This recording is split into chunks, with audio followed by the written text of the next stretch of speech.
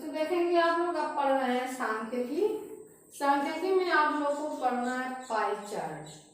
तो आप लोग सुन लेंगे पाई ग्राफ बनाने के लिए आप लोग को वृत्त में बनाना रहता है। तो आप लोग वृत्त देख रहे हैं, इसके पहले आप रेखागणित पढ़ चुके हैं तो ये जान भी रहे होंगे कि वृत्त में कितने अंश का कोण बनता है।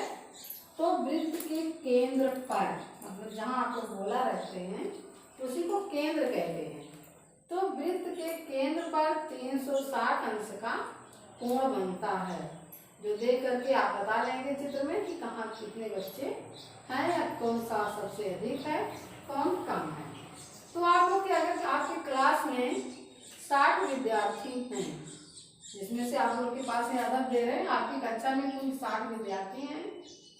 30 लोग प्रथम श्रेणी में पास हुए, 10 लोग द्वितीय में, 15 लोग तृतीय में पास हो गए और 5 लोग फेल हो गए। इसी का आप लोग को पाई चार्ट बनाना है। तो आपके पास पूरे वृत्त में 360 अंश का कोण बनता है। 360 में आप कुल छात्र से भाग दे देंगे, तो 0 और 0 काट दिए, 6 से 36 में भाग दे दिए, आपके पास आ गया 6। इसका मतलब होता है कि एक बच्चा 6 अंश का कोण बनाता है। एक बच्चे के लिए 6 अंश का कोण बनेगा। अब आप लोग 30 बच्चे हैं तो 30 गुणे 6 180 अंश। तो आप लोग ऐसे जान ही रहे होंगे, ये 180 अंश बन जाएगा आपका 180 अंश। तो 180 अंश, फिर आपके पास है 30 गुणे 10, 6 गुणे 10 मतलब 60 अंश। तो आपके पास अब ऐसे 60 अंश का कोण बन जाएगा, ये है 60 अंश। अब आपके पास है 6 गुणे 15, 15 छक्का आप लोग देख रहे हैं,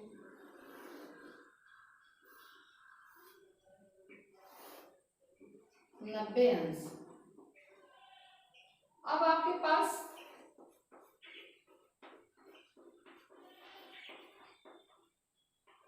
6 पंचे 30 अंश, तो जो बचेगा ये आपके पास 30 अंश का होगा।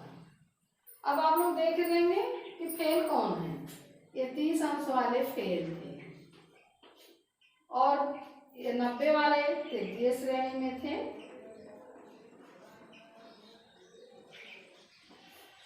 और उसके बाद आपके पास ये तृतीय श्रेणी में थे और ये सबसे ज्यादा मतलब आधे बच्चे प्रथम श्रेणी में थे। तो मतलब इसी को आप लोग को बनाना था। पहले आप 360 अपने आप लेंगे, 360 में अपने कुल छात्र से भाग दे देंगे। अगर ऐसे देख के बताना है सबसे ज्यादा किस में थे, तो प्रथम, उसके बाद कौन थे, तृतीय, उसके बाद मतलब इसे देख करके, इस त्रिभुज को देखकर आप बताएंगे कि तो इसमें कितने थे। तो आप लोग इसे लगा लेंगे, इसे पाई ग्राफ कहते हैं या पाई चार्ट कहते हैं। फिर आपको निकालना है समानांतर माध्य। इसी में आपको समानांतर माध्य निकालना है। समांतर माध्य निकालने के लिए सूत्र होता है कुल पदों का योगफल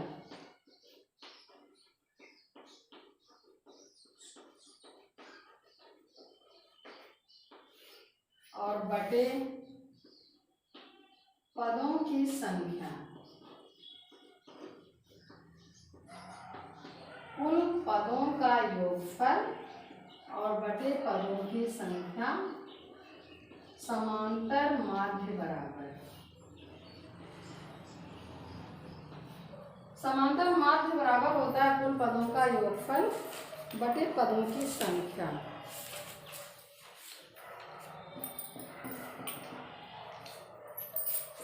और इसी को कहा जाता है सिग्मा। ये निशान आप लोग देख रहे होंगे, इसका नाम सिग्मा होता है। यह कुल पदों के योगफल के लिए प्रयोग किया जाता है। सिग्मा एफ एक्स और बटे एफ और एक्स, मतलब कुल पदों का योगफल और ये पदों की संख्या। तो आपके पास कोई भी चार्ट रहेगा, आप अपने चार्ट को देख लेंगे। आपके पास पद और बारंबारता, आपके पास होता है पद और बारंबारता। आपके पास इसके लिए एक सारणी होती है। आप लोग पद देखेंगे और बारंबारता देखेंगे। आपके पास एक सारणी बनी रहेगी, ये 2 लाइन की होती है, एक में पद लिखा जाता है, एक में बारंबारता। तो ऊपर वाले में पद और नीचे वाले में बारंबारता आपके पास लिखी होती है। मतलब 4 और 3 है उसकी बारंबारता, फिर 6 और 4 है,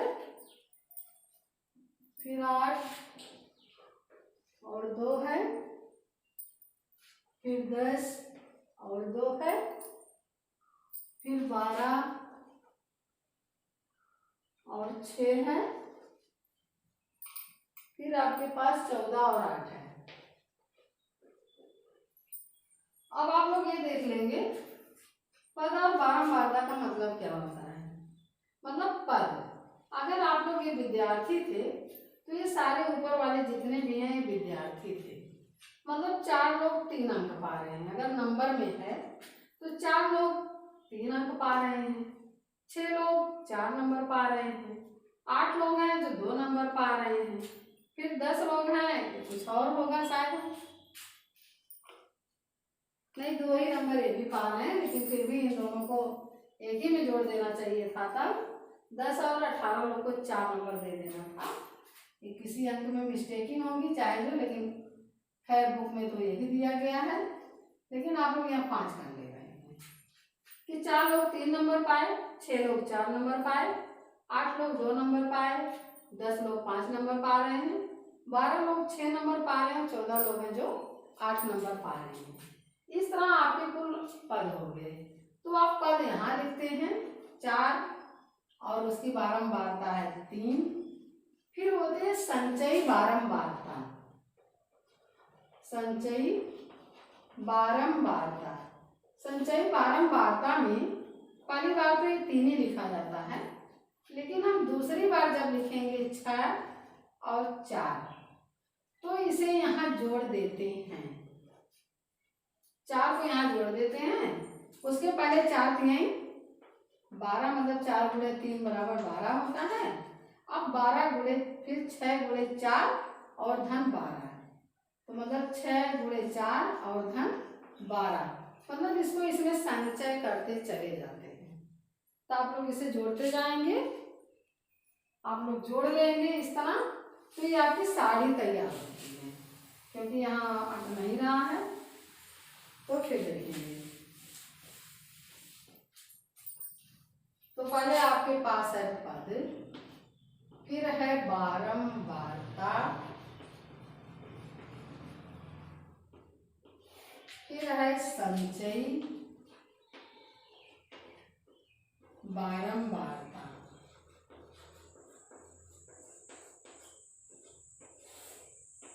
आप लोग पहले सबको लिख लेंगे, पहले लाइन बना लेंगे और सबको लिख लेंगे क्योंकि क्रम अनुसार आपका हो।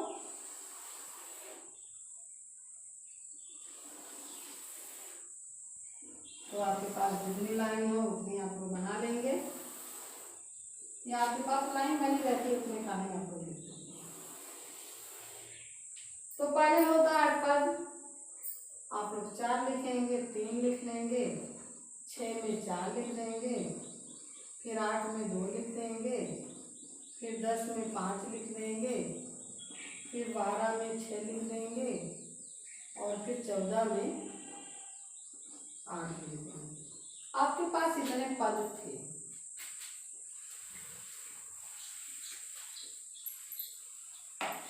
ये आपकी साड़ी थी और आपके पास इतने थे।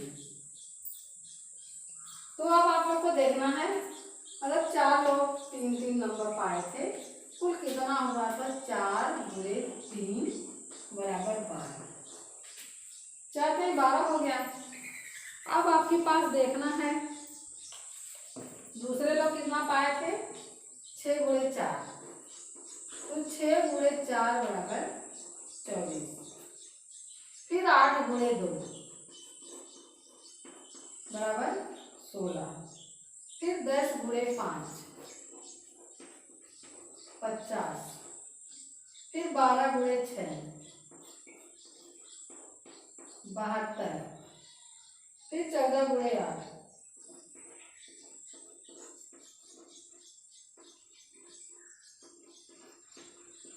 112।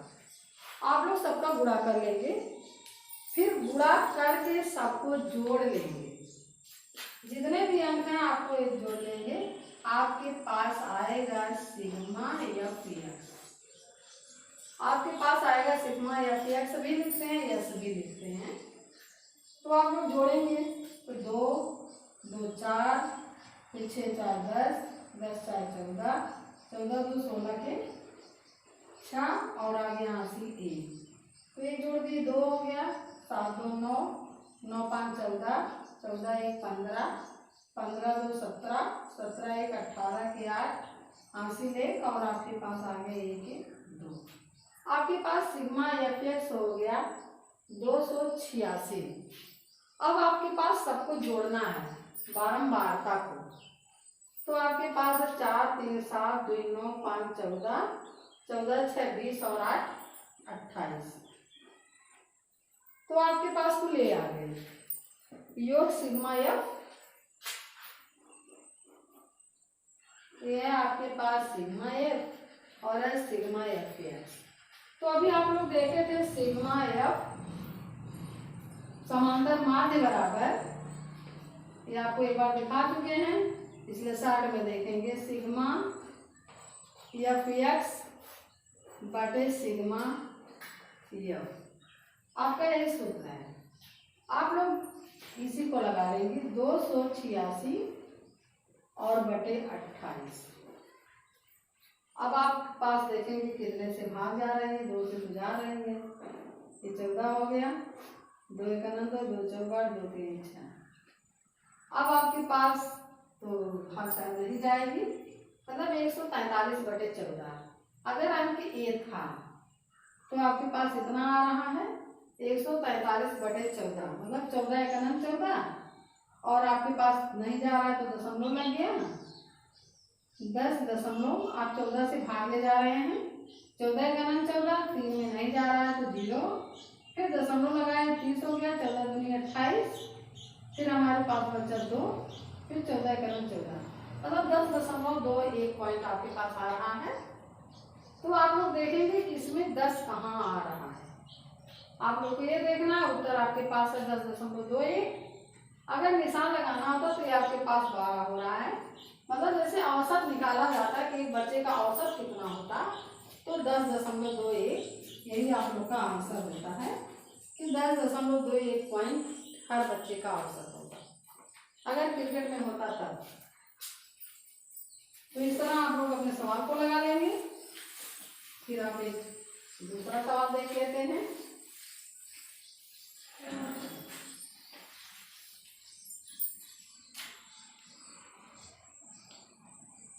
किसी फैक्ट्री में 15 मजदूरों की प्रतिदिन की मजदूरी दी जा रही है, कह समानांतर माध्य ज्ञात कीजिए। 15 लोगों की मजदूरी है, आप लोग सभी की मजदूरी जोड़ लेंगे, सभी की मजदूरी आप लोग जोड़ लेंगे और उसमें 15 से भाग दे देंगे। आपके पास कुल पदों की संख्या है 15, आपके पास मजदूरी है, सभी मजदूरी को आप लोग जोड़ लेंगे और 15 से भाग दे देंगे, तो आपका समांतर माध्य निकलेगा। आपके पास अंक है 70, फिर है 110, फिर है 65, 80, 75, 85, 80, 76, 94, फिर 100, 105, 110, 103, 81 और 86। आप लोग को सभी अंकों को जोड़ लेना है। आप लोग देख लेंगे 5, 5 10, 5 15 और 5 20 हो गया। एक इसमें लाया, 20 5 25 हो गया, 25 5 30, 30 3 33, 1 34 और 6 40 की 0 हो गया। आपके पास शेष आ गया 4।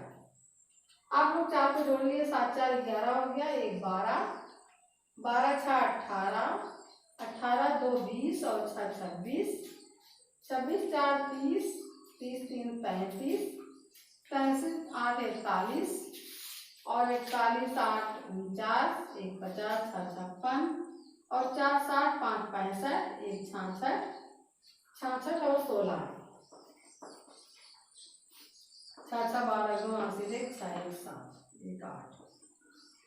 आपके पास 82 के 2 आ गया और शेष आ गया 8। 8 के बाद आपके पास एक 9 है, एक 10, 11 12 13। आपके पास आ गया 13 120। ये आपका सिग्मा एफ एक्स है। सिग्मा एफ एक्स बराबर 1320 और बटे सिग्मा एफ। सिग्मा एफ आपके पास है, सिग्मा एफ बराबर 15, क्योंकि 15 लोग कुल थे।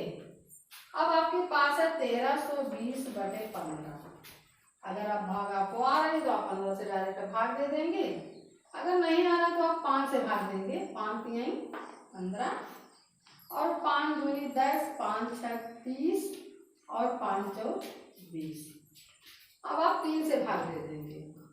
3 8 24 और 3 8 24, तो आपके पास आंसर आ गया 88। मतलब एक बच्चे का औसत होता है 88।